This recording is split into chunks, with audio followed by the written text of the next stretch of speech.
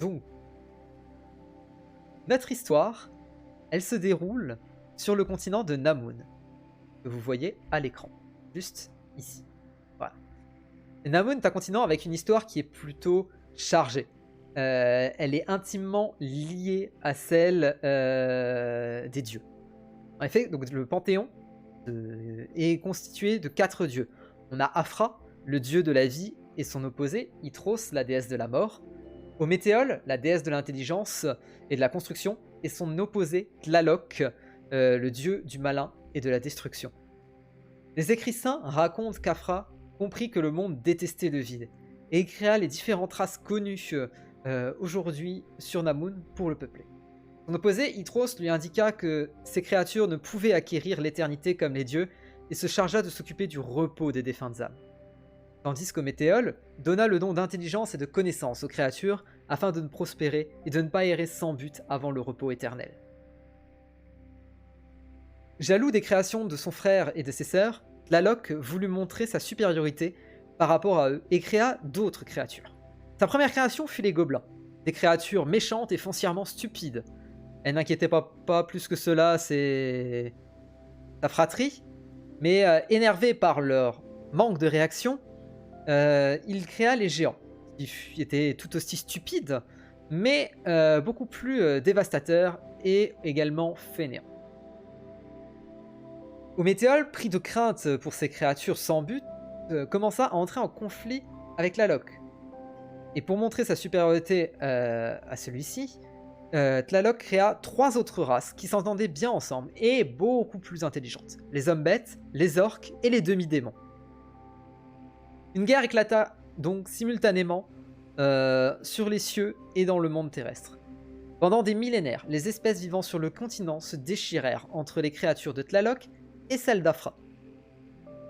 Ométéole, épuisé par la guerre, mit toute son énergie à créer 5 artefacts, permettant aux créatures d'Aphra de repousser celles de Tlaloc, dans l'espoir de mettre fin à cette guerre destructrice. Et grâce aux 5 artefacts, les orques, les demi-démons et les hommes bêtes furent repoussés dans la partie nord-ouest du continent, connu actuellement sous le nom du royaume des bannis, sur lequel je zoome actuellement. Si j'y arrive, bien sûr. Voilà. Les gobelins et les géants partirent se cacher dans le reste du continent malgré que leur population fut largement décimée. Et dans un dernier élan de sacrifice qui faillit lui coûter la vie, Ométéole fit jaillir le feu des montagnes qui bordent le royaume des bannis, pour le séparer des autres contrées. Affaibli, Tlaloc fuit le monde divin pour se réfugier sur Namun. Les possesseurs des 5 artefacts le traquèrent et sacrifièrent la puissance de l'artefact pour enfermer Tlaloc dans une prison divine, inaccessible pour le commun des mortels. Les 5 possesseurs d'artefacts furent remerciés par Aphra, Hydros et Ométéole, et furent choisis avec leur descendance pour gouverner les mortels, et ainsi formèrent les 5 royaumes qu'on connaît actuellement sur le continent: l'Ephast, Daefast, Arul, Sandretor et le royaume des elfes. Le royaume de l'Ephast, que vous voyez juste ici, à l'ouest du royaume des bannis, est un pays majoritairement agricole, qui en fait le grenier à blé de Namun. C'est également le pays le plus prospère du continent. Le peuple de l'Ephast est un peuple très croyant, qui vénère majoritairement Aphra, dans chaque village, dans chaque ville. Et il n'est pas rare d'ailleurs de croiser des temples pour Aphra dans chaque village. Les criminels d'ailleurs sont jugés de manière très rude dans ce pays. La croyance locale porte à croire que c'est Aphra qui punit les criminels lorsque ceux-ci sont livrés à eux-mêmes. Ainsi, à la fin de chaque cycle lunaire, une galère est construite par les malfrats et criminels eux-mêmes. Ils y sont installés et attachés, et cette galère est envoyée à la dérive sur la mer intérieure du royaume, près du château. Cette galère dérive vers les volcans à l'est dérive vers l'intérieur du royaume, la chaîne volcan, qui laisse peu de chance aux jugés, qui périssent soit en mer, soit sous les feux du volcan. L'armée de ce royaume est également très impressionnante par son nombre de soldats, qui est également équipé par les meilleurs nains armuriers du royaume. Le nord du royaume est constitué d'une vaste plaine glacée que les aventuriers ont cartographiée du mieux qu'ils pouvaient, mais qui reste tout de même très mal cartographiée. Nulle âme ne vit dans ces contrées aux températures extrêmes. Le deuxième royaume est celui de Daefast, probablement le royaume le plus à l'ouest du continent, qui est un royaume qui est technologiquement très avancé. Composé majoritairement de nains, leur richesse provient dans un premier temps des nombreux minéraux extraits dans les diverses chaînes de montagnes de royaumes. Puis ceux-ci développèrent de nombreuses technologies avancées, notamment militaires, allant des canons aux véhicules blindés. Leur génie ne se limita pas à la création militaire puisqu'ils réalisèrent également l'ensemble des routes commerciales du continent qui relièrent les capitales, mais aussi des aérostats qui permettent notamment de franchir les montagnes afin de perdre le minimum de temps. Ce royaume vénère principalement Ometeol car les habitants considèrent qu'elle leur a donné une intelligence supérieure, ce qui confère aux habitants de ce royaume un ego un peu surdimensionné. Enfin, nous avons le royaume d'Arul, situé ici, au centre, qui est constitué majoritairement de marins dû à sa mer intérieure qui fait la majorité de la bordure de ce royaume avec les montagnes qui l'entourent. Et donc c'est en fait une nation majoritairement marchande et pêcheuse. La capitale elle se distingue également des autres car elle possède un immense phare visible sur toute la mer intérieure. Et l'armée censée protéger la mer intérieure des pirates manque souvent malheureusement de moyens face à ces bandits hors pair qui n'hésitent pas à piller les voyageurs peu prudents ou les navires marchands. Les habitants de ce royaume mènent un mode de vie très simple et assez éloigné de l'adoration des dieux, comme peuvent le faire des habitants de Lefast ou de Daefast par exemple.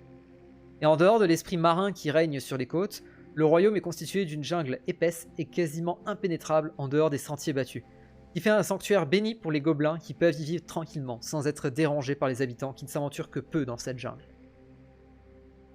Le royaume des elfes, situé au sud-est, est, comme son nom l'indique, composé majoritairement d'elfes. Pour ce peuple, dont la longévité est exceptionnelle, la vénération d'Ithros est capitale.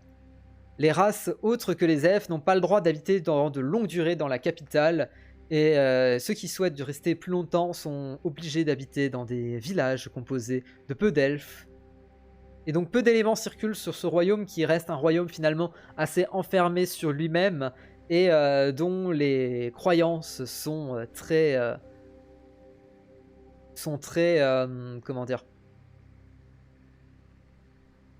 mystiques.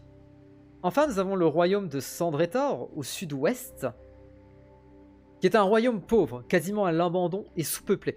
En effet, la grande majorité du nord du royaume est couverte d'un désert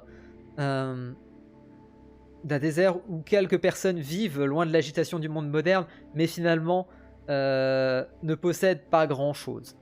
Sont décrits comme des ermites qui proviennent des familles qui ont été décimées par la Grande Guerre, ayant ravagé le monde et qui ne se sont jamais réellement remis de ce traumatisme. Le sud du royaume est plus accueillant. Il est composé d'un climat tempéré, un peu plus propice à l'agriculture. Cependant, ce royaume est miné par la corruption, et les habitants ont bien souvent du mal à subvenir à leurs besoins. La capitale a été construite dans les montagnes, afin de surplomber la région, et de visualiser n'importe quelle menace pouvant venir de la mer ou du nord.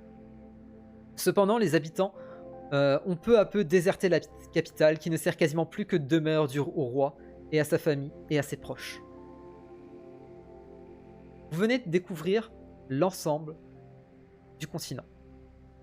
Nous allons donc commencer notre histoire.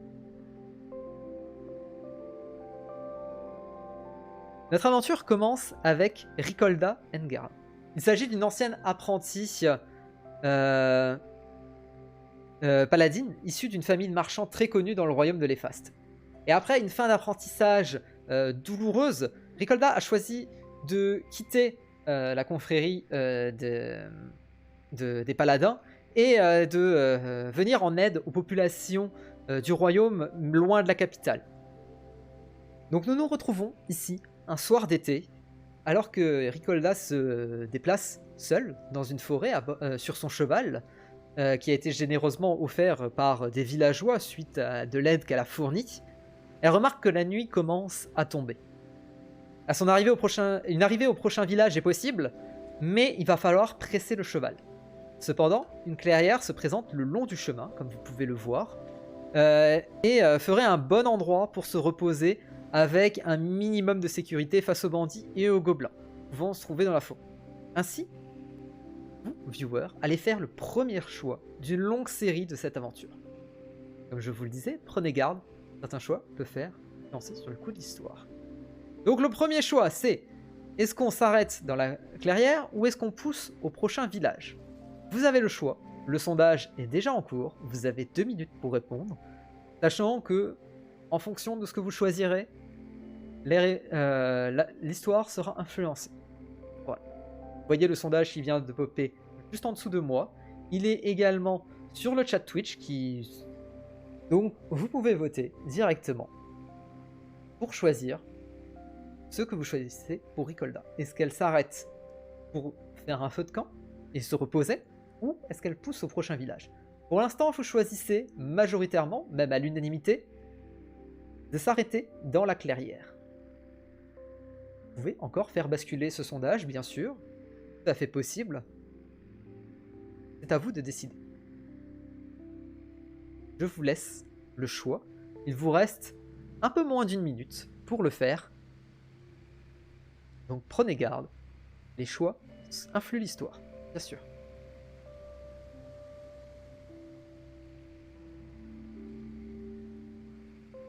Parce que Jonathan, c'est bien mieux que les aveux de pouvoir. Bah merci Héraclite.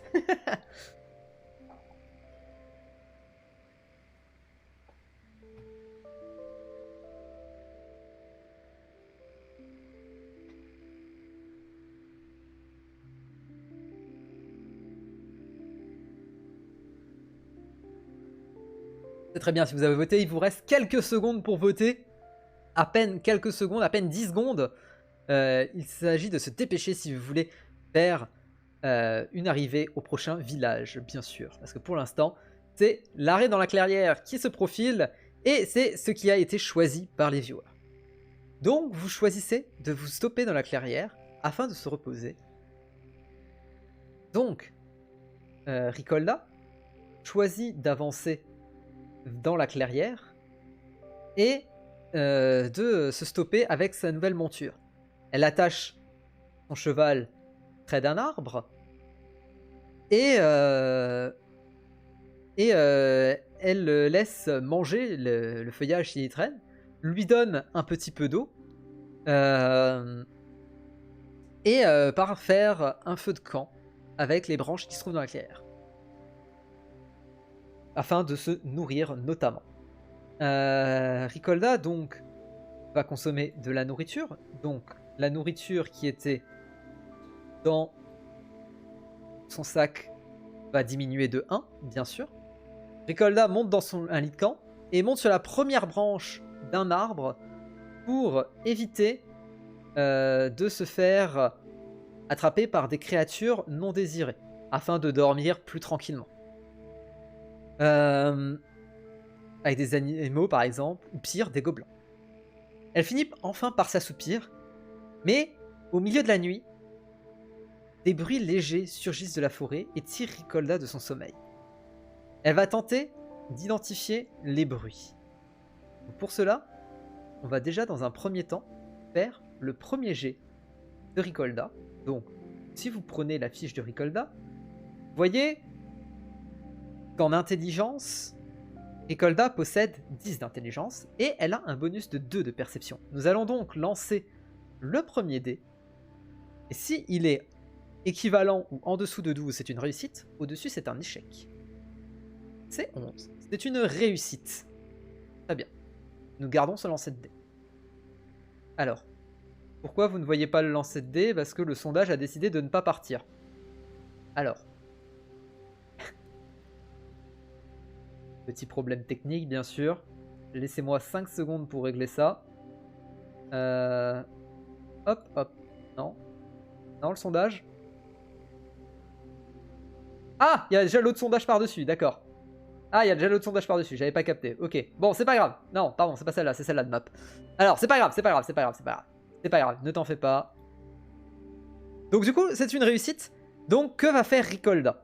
Elle va tenter soit de suivre le bruit, soit rester alerte et écouter plus attentivement ce qui vient de la réveiller, soit elle va tenter de se rendormir, parce que ce n'est pas si grave. Vous avez le choix. On recommencera le sondage.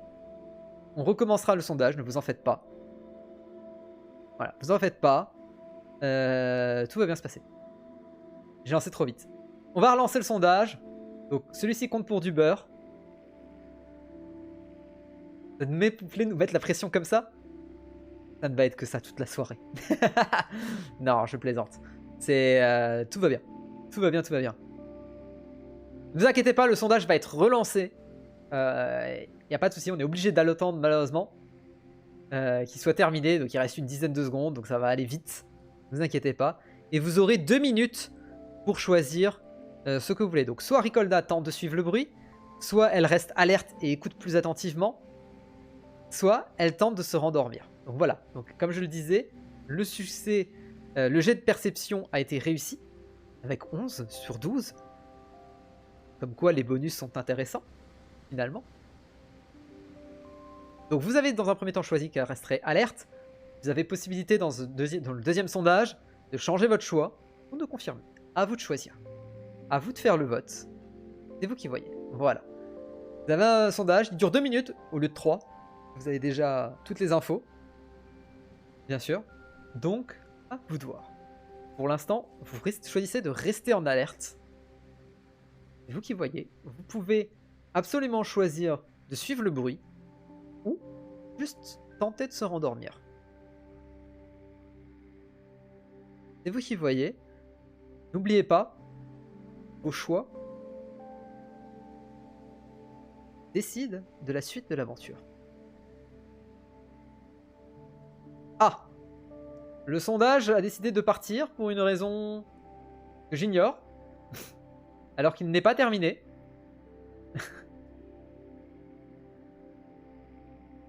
Il a décidé de partir, très bien. C'est bon. C'est pas grave, donc on va faire un commentaire en temps réel. Pour l'instant, nous avons 3 votes sur rester en alerte, 1 pour suivre le bruit, et 0 pour se rendormir. Voilà. Donc, il manque 2 votes si vous voulez... Enfin, 3 votes si vous voulez suivre le bruit. Pour l'instant, rester en alerte gagne, et se rendormir n'est un choix que vous ne voulez pas. Clairement.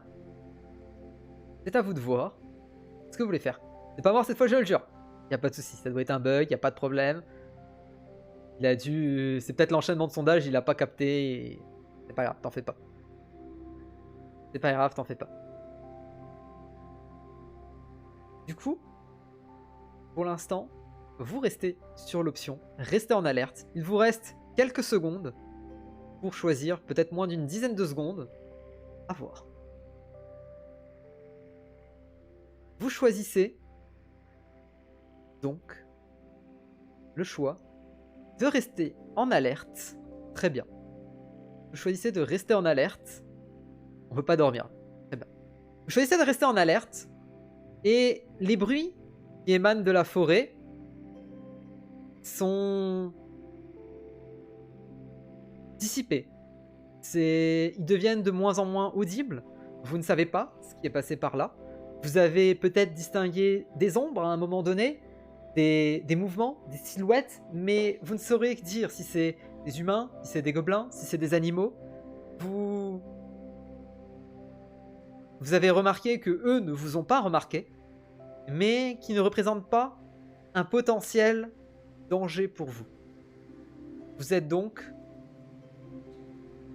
en train de vous dire que c'est potentiellement une rencontre, un animal qui aurait pu passer, et que ça sert à rien de stresser, et il vaut peut-être mieux se rendormir, dans le plus grand des calmes.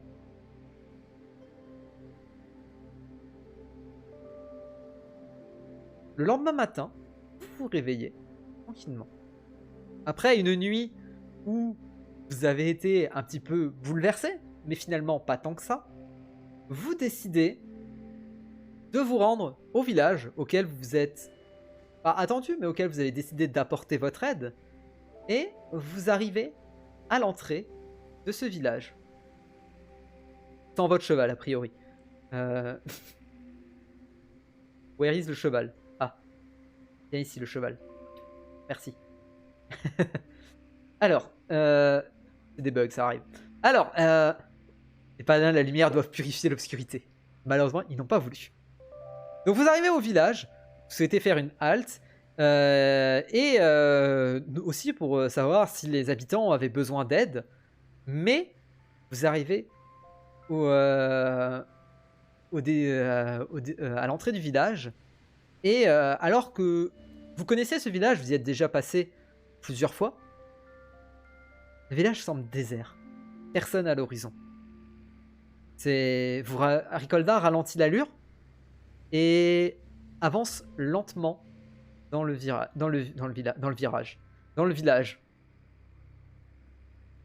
Rien ne se passe réellement. Vous avancez tranquillement, mais vous ne trouvez rien. Vous n'entendez rien. Puis, au fur et à mesure que vous rapprochez d'une rue, vous entendez un peu de bruit.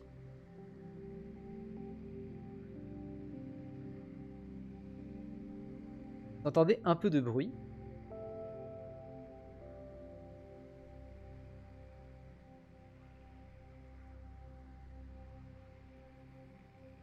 Ouais, c'est pas très précis ce que je fais. Hein. Hop là.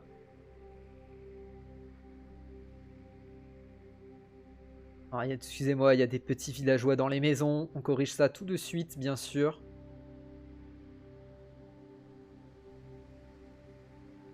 Hop. J'ai oublié un villageois. Hop là.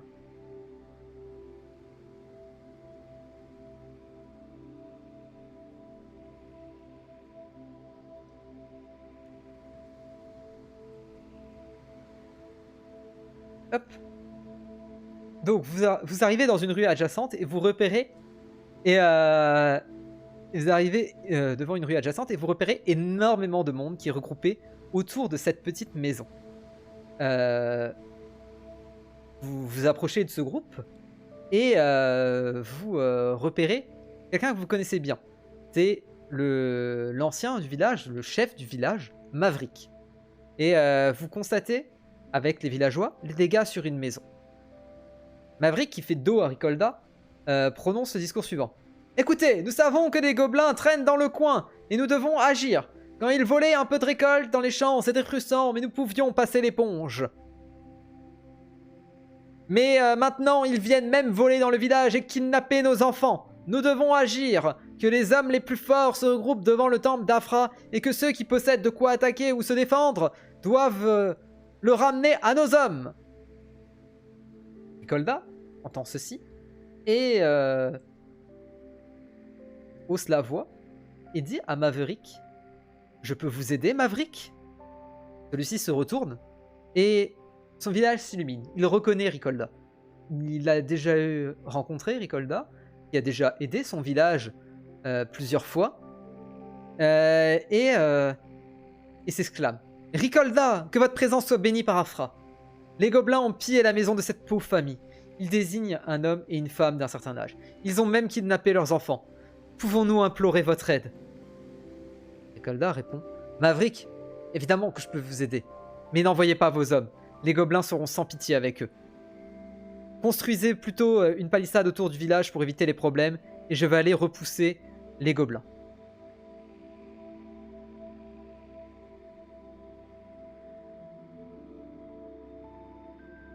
À l'aide. Hop. Et où l'autre? Là. Hop. Les enfants ont de la chair tendre, les gobelins de ça, exactement. Deux hommes s'avancent dans la foule. Ricolda les reconnaît immédiatement car elle a déjà dû coopérer avec ces deux hommes dans de précédentes quêtes. Il s'agit de Dibemkis, un gnome vagabond qui se décrit volontiers comme chasseur de gobelins, et Imbril, un elfe qui s'est éloigné de ses contrées et qui cherche à répandre le bien en utilisant son don de soin auprès des populations rurales qui en ont le plus besoin, selon lui. Aussi puissante que vous êtes, paladine, vous ne pourrez affronter ces gobelins seuls. Ils sont bien trop nombreux pour vous. Ricolda répond à Dimemkis. Et vous estimez qu'un soignant et un gnome me seront d'une quelconque utilité pour vaincre 3 malheureux gobelins? Et Dimemkis répond. Vous faites erreur. Ils étaient minimum 3 ici. Il est fort probable qu'ils soient plus nombreux dans leur camp. Car si un gobelin peut transporter un enfant en bas âge sans problème, il est rare qu'il le fasse vraiment. Maverick intervient et leur dit « Écoutez, je vous propose qu'on discute de tout ceci à l'auberge et qu'on mette en place un plan d'action pour mettre tout le monde d'accord. » Le village s'éparpille. Nos principaux protagonistes se dirigent vers l'auberge.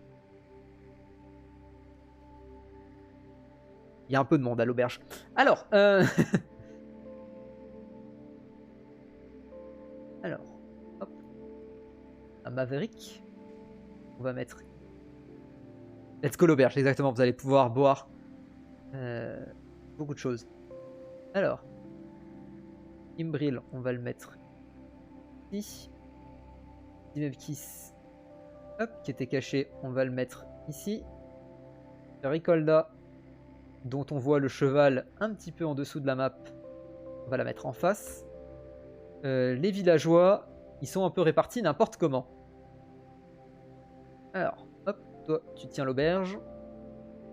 Excusez-moi, hein, oui, on fait ça de manière un peu à l'arrache. Vous inquiétez pas. Hop. Ah! À l'aide! À l'aide! C'est pas ce que je voulais viser. Donc toi c'est bon, toi c'est bon, toi. Hop. C'est la Happy Hour, c'est pour ça, c'est exactement ça, c'est la Happy Hour, ils sont tous là, donc elle c'est la servante. Et la villageoise là, elle discute avec lui, voilà. Tandis que eux jouent aux cartes. Alors, voilà, ça y est, tout est mis en place. Let's go, pour les filles c'est un verre gratuit. Et donc, après quelques minutes de marche, et après avoir intimé aux habitants du village de reprendre leurs activités, Maverick, Ricolda, Dimemkis et Imbril se dirigent à l'auberge, où le patron leur sert directement une petite boisson.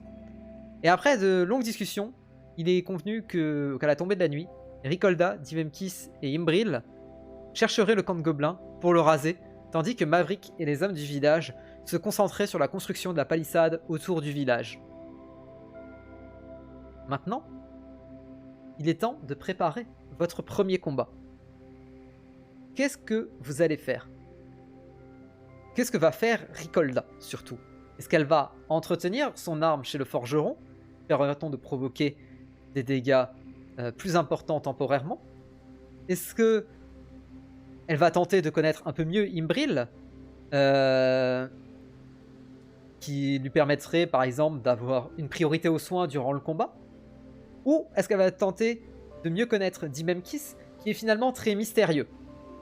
Vous avez le choix. C'est vous qui voyez. À vous de préparer le combat. Sachez que ce sera très important lors du combat, bien sûr. Vous avez le choix. Soit vous allez chez le forgeron pour faire des dégâts plus importants, soit vous allez apprendre à connaître Imbril pour avoir quelques soins en plus, soit vous allez tenter de mieux connaître Dimemkis parce que vous le connaissez moins bien. Pour l'instant, nous sommes sur un 50-50 entre le connaître, entre connaître Dimemkis et aller chez le forgeron. Je vous rappelle que les égalités aboutissent à des tirages au sort, que vous n'avez donc aucun intérêt à faire une égalité. Pour l'instant, nous sommes sur 2 votes pour aller chez le forgeron et 1 vote pour aller découvrir, pour mieux connaître Dimemkis. Je rappelle que la fiche personnage de Dimemkis peut être disponible via la commande perso et via la commande, enfin surtout la commande ! Dimemkis. Pour avoir l'orthographe, faites la commande perso, bien sûr.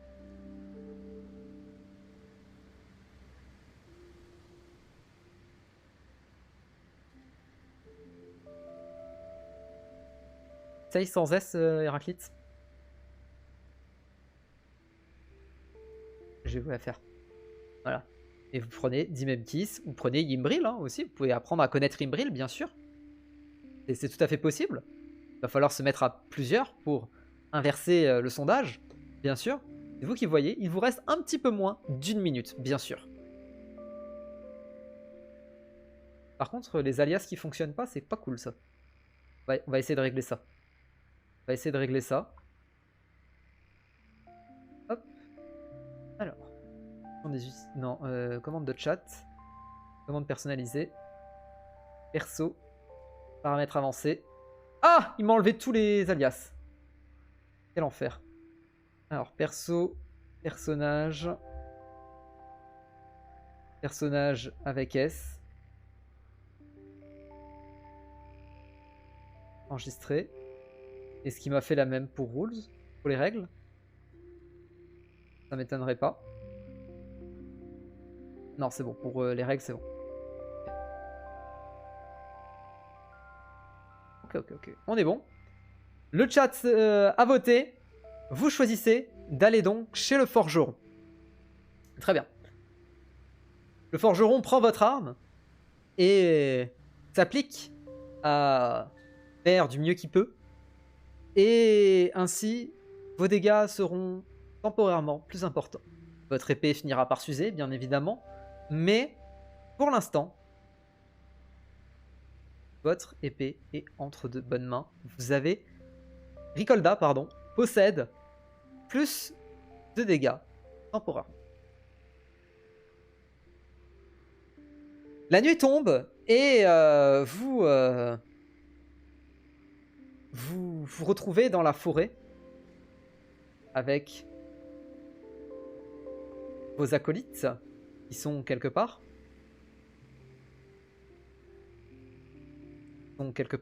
Voilà.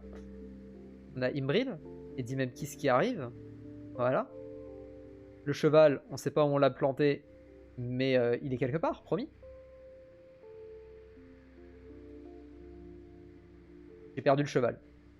Bon, j'ai perdu le cheval, mais c'est pas très grave, on n'a pas besoin du cheval. On n'a pas besoin du cheval. Vous allez chercher le camp de gobelins dans cette forêt parce que vous vous doutez que le camp de gobelins est dans cette forêt. Il n'y a pas 36 possibilités, il est forcément dans cette forêt, mais vous ne savez pas où exactement. Ricolda a entendu des bruits la nuit précédente, mais ne sait pas si les gobelins sont passés par là ou non. Si c'était des gobelins, c'était peut-être des animaux, elle n'en a absolument aucune idée.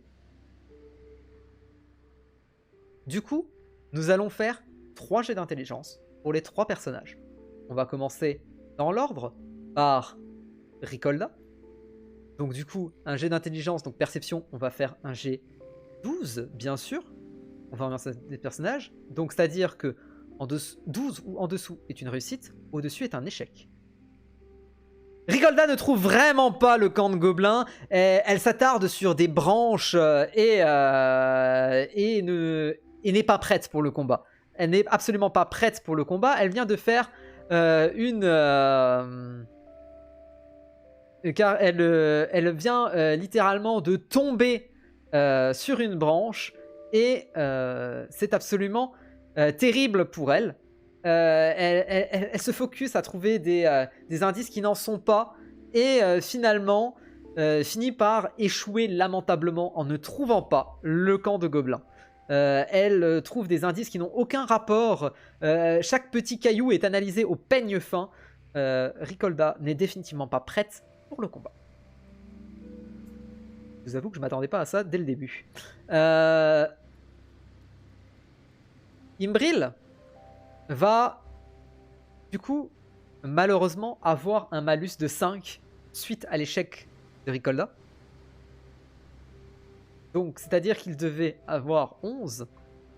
Il va devoir faire 6 ou moins pour réussir. Il réussit mais de justesse. Ce n'est pas suffisant pour compenser comment dire, l'échec de Ricolda. Et il finit néanmoins par trouver un potentiel lieu où ces ces gobelins pourraient être cachés. Enfin, il reste Dimebkis, qui lui possède une intelligence de 14, mais possède également le malus de 5, donc il doit faire 9 ou moins pour réussir le dé. Il fait 4.